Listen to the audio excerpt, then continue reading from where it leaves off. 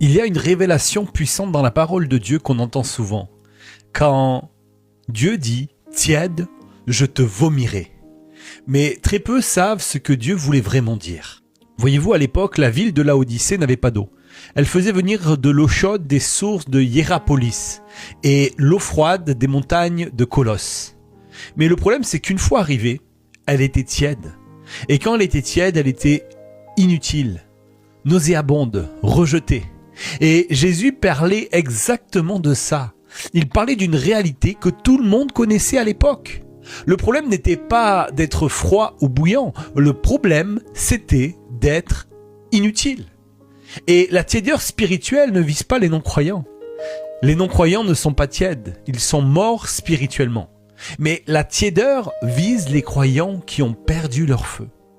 Quand Jésus a parlé à l'église de Laodicée, il n'a pas parlé d'un péché scandaleux, ni d'une hérésie, ni d'un rejet total de Dieu. Il a parlé d'une foi sans impact, d'une vie chrétienne qui existe mais qui n'agit plus.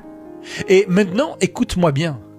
La tiédeur, ce n'est pas perdre la foi, c'est perdre le feu.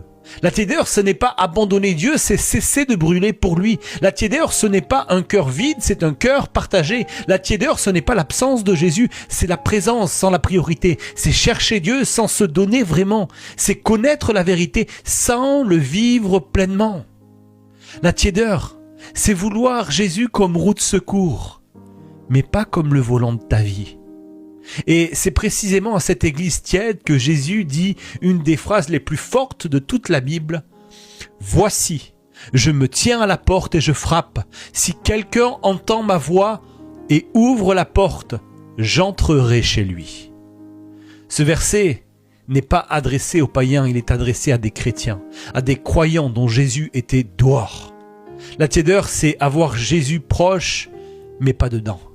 Alors aujourd'hui, Dieu te dit, il est temps d'arrêter de vivre une foi inutile et de revenir à lui, afin que ton feu se rallume et que ta vie recommence à brûler de sa présence.